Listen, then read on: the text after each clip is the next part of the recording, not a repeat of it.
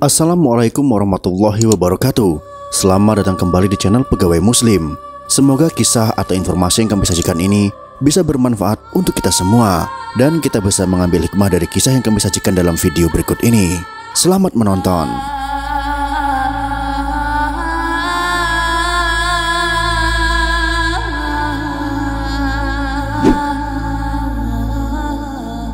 Peta kekuatan politik negara-negara dunia dari abad 13 hingga menjelang abad ke-15 Masehi sangat penting dijelaskan dalam video berikut ini.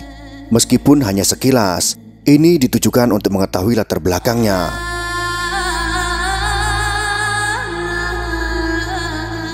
Nusantara yang merupakan bagian dari sejarah internasional tidak akan mungkin lepas dari berbagai pengaruh-pengaruh kekuasaan politik dunia saat itu.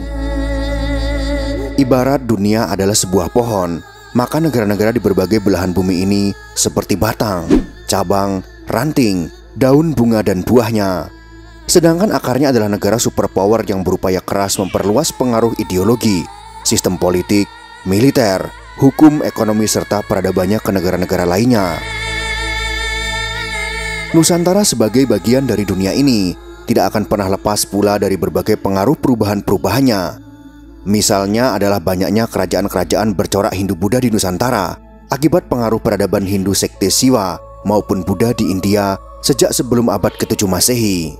Oleh karena itu, tumbuhnya kekuasaan politik Islam di Nusantara tidak dapat dilepaskan pula dari sebab timbulnya kekuasaan politik di luar Nusantara. Tumbuhnya kekuasaan politik Islam di Timur Tengah, Khulafaur Rasyidin, Khalifah Umayyah, Khalifah Abbasiyah, dan Khalifah Turki Utsmani, diikuti runtuhnya pengaruh Hindu dan Buddha di India oleh kekuatan Mongol.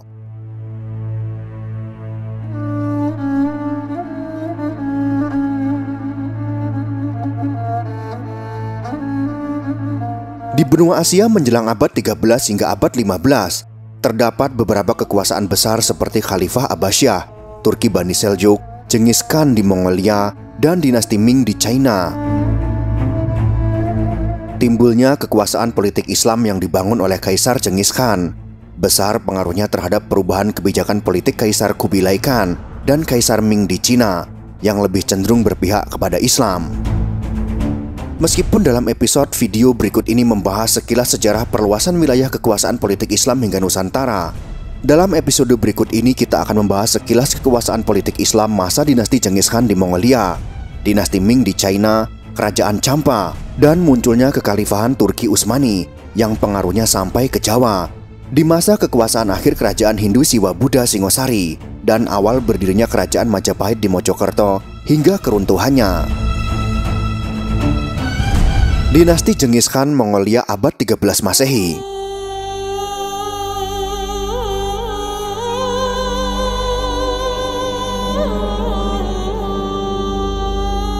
Di Mongolia telah berdiri kerajaan di bawah kekuasaan Genghis Khan. Dia memiliki semboyan, hanya ada satu Tuhan di surga dan hanya satu penguasa di bumi, sehingga Genghis Khan ingin menguasai seluruh bumi. Kerajaan Mongolia memperluas daerah jajahannya ke arah barat sampai Eropa. Seluruh Eropa gentar menghadapi kekuasaan Genghis Khan. Seluruh daratan Asia dikuasai. Penguasaan daratan Asia mengakibatkan penguasaan mutlak atas lautan, dari Tiongkok hingga Arabia. Ketika Kubilai menjadi raja bergelar Khan di Kekaisaran Mongolia sekitar tahun 1260 sampai 1294 Masehi, dan Kaisar Cina dinasti Yuan sekitar tahun 1279 sampai 1294 Masehi, ia menginginkan agar seluruh negara di sepanjang Asia mengakui kekuasaannya. Barang siapa tidak mau mengakui kekuasaannya dengan menyerahkan upeti ke Xiang, akan diperangi dengan kekerasan. Kubilai Khan pernah menghancurkan kekhalifahan Abbasiyah di Baghdad pada tahun 1258 Masehi. Lalu Kubilai Khan hendak memperluas pengaruh dinasti Mongolia dengan melanjutkan perang untuk menguasai Tiongkok Cina. Dalam tahun yang sama, Kubilai Khan berhasil menguasai Korea pada tahun 1258 Masehi. Dilanjutkan menyerang Jepang pada tahun 1274 Masehi, tetapi tidak berhasil. Upaya menguasai dunia terus-menerus dilakukan Kubilai Khan hingga memerangi negara-negara di Asia Tenggara, yaitu Jawa, Vietnam, dan Kamboja, termasuk daerah Champa. Pada tahun 1280 Masehi, Raja Anam Vietnam Utara, dan Raja Champa pada tahun 1287 Masehi menyerah kepada Kubilai Khan. Pada tahun 1287 Masehi, Kubilai Khan juga berhasil menghancurkan pasukan gajah dari Burma.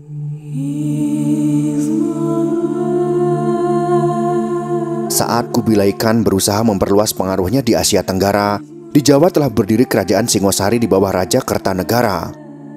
Pusat kerajaannya berada di Jawa sebelah timur, diperkirakan di daerah Singosari.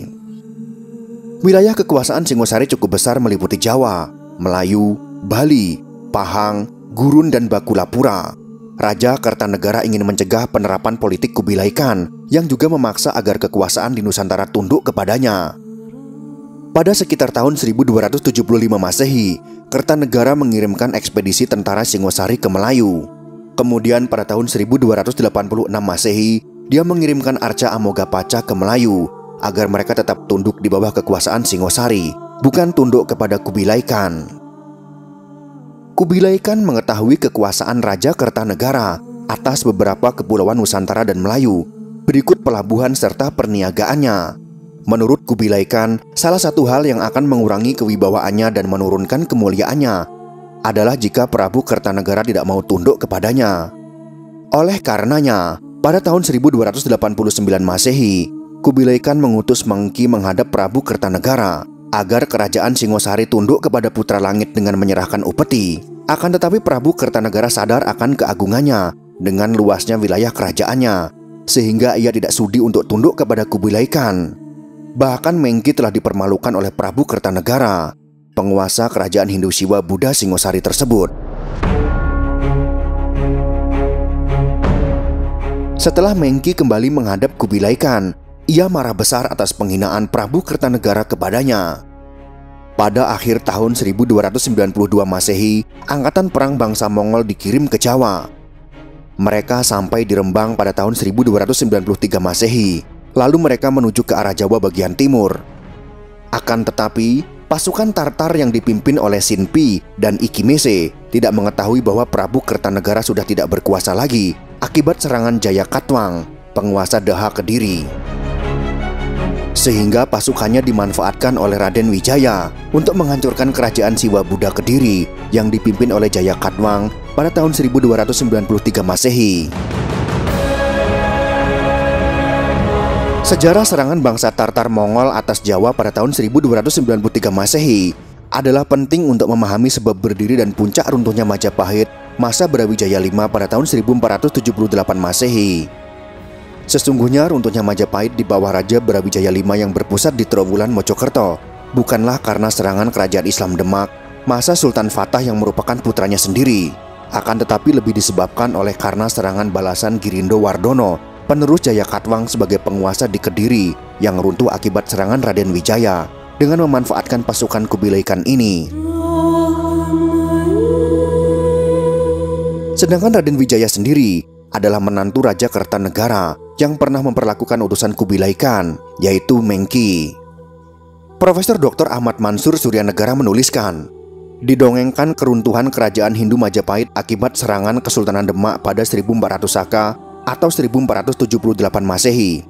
Akibat serangan ini maka Sang Prabu mengutuk Sunan Fatah dari Kesultanan Demak sebagai putra yang tidak tahu hormat kepada orang tuanya. Kemudian Sang Prabu terbang ke langit ketika Laskar Demak membanjiri halaman keraton Majapahit. Dalam dongeng tersebut dikatakan sinar matahari terkalahkan oleh kilauan cahaya ribuan pedang Laskar Demak.